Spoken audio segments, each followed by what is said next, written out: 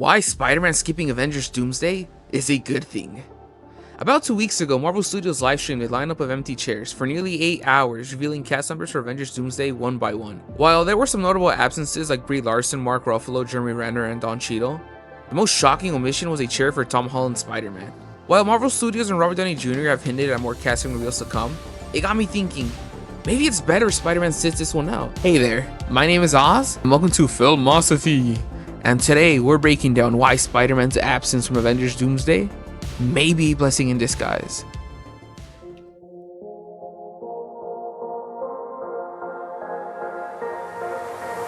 Although Spider-Man was not announced in Doomsday, we got a major update for his fourth solo film with the confirmation of his new title, Spider-Man Brand New Day. And I'm not gonna lie, I love it. The name is inspired by the comic Spider-Man Brand New Day.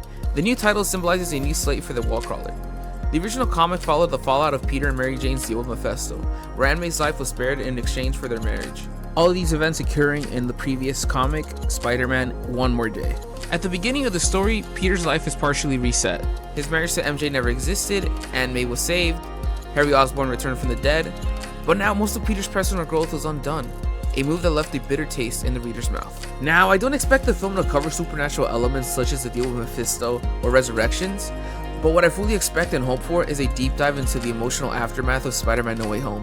Contrary to the comic, MCU Peter will be fully aware of his past life, and honestly, we need to give this story the breathing room it deserves without having a major crossover interrupt it.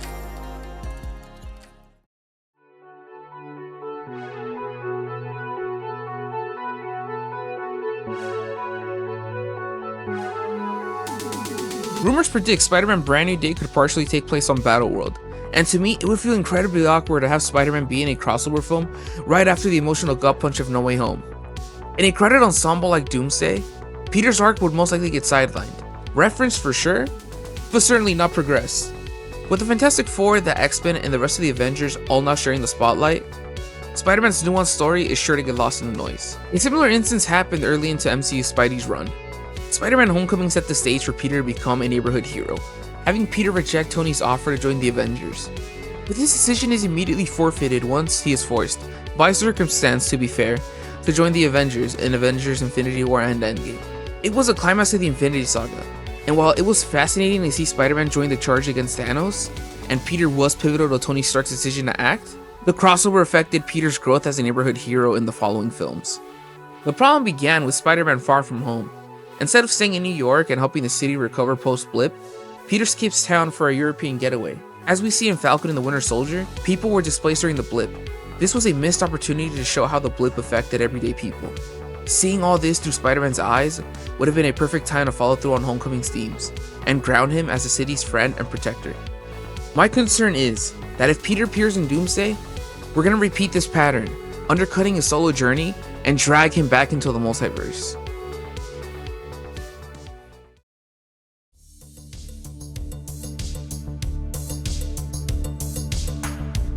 No Way Home was incredible, a multiverse event done right. The return of Tobey and Andrew felt earned, emotional, and satisfying. But not every Spider-Man movie needs to swing through the multiverse. What Peter needs now is a grounded, personal story.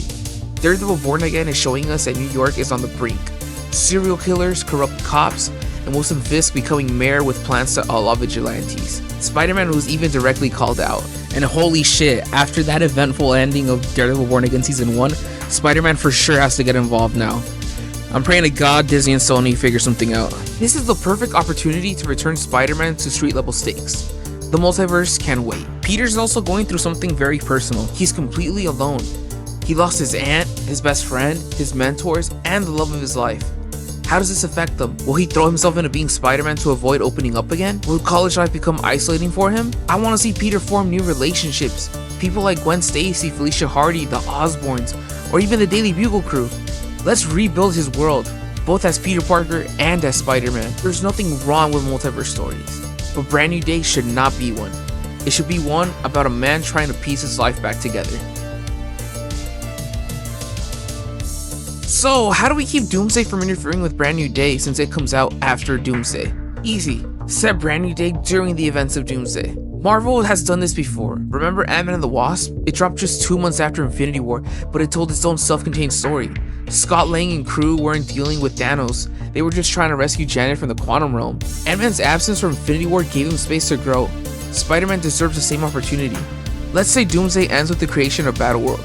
If Spider-Man is involved, his arc would be absorbed into the chaos. But if he's absent, we could retroactively explain why. Maybe something huge was happening in New York that demanded his attention. This gives Brand New Day a unique space to breathe. But should Spider-Man avoid the Avengers forever? Of course not.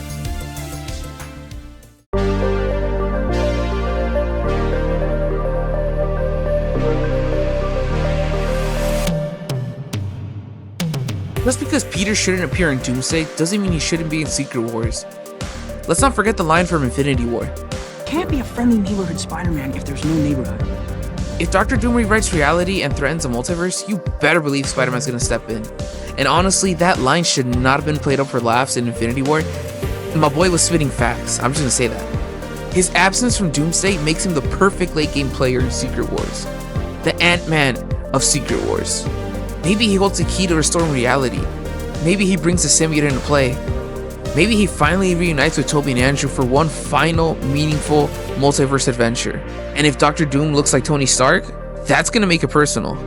The multiverse has a time and a place, and Secret Wars is it.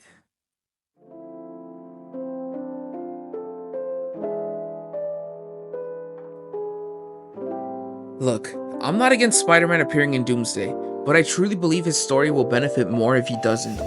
Tom Holland's Peter hasn't had much time to grow as a standalone hero. Brand New Day is his chance to fully embrace that identity, to grow, to rebuild, and to re-establish himself as a friendly neighborhood Spider-Man. Let's save the multiverse madness for Secret Wars. For now, let Peter breathe. But what do you think? Should Spider-Man skip Doomsday but show up in Secret Wars?